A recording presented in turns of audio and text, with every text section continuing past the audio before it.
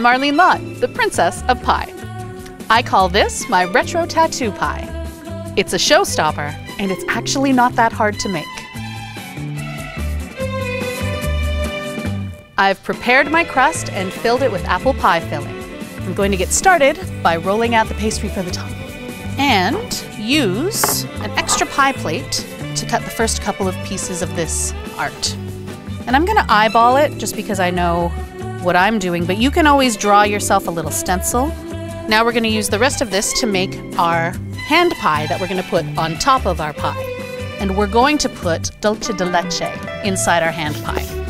And then I'm going to add milk around the edge, or cream, and then I'm gonna press it together with a fork so that it seals the edges. Now we're gonna take some of our scraps and we're going to cut our ribbon, which is going to span across the center of our pie.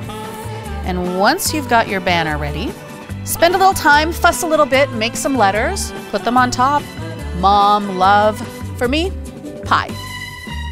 Now we're going to add some bird details to the top. And you could stop with a regular cutout of a bird, but I actually like to put a little more detail into it.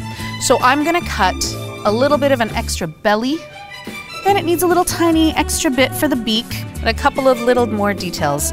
Let's add an eye, and I'm just gonna cut in some details using a knife. I've cut out some circles using a little cookie cutter. So we're going to overlap these like that. We're going to cut that in half. And there, you've got a flower. Now we're going to start assembling. So I'm going to put on a little cream on the edge, and we'll start with our frames.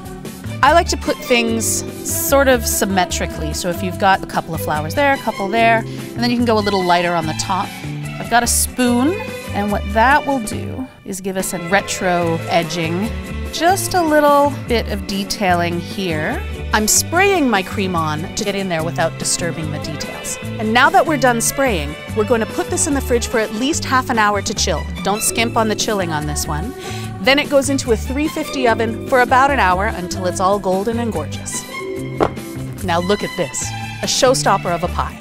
It's golden, it's flaky, and those 3D details really pop.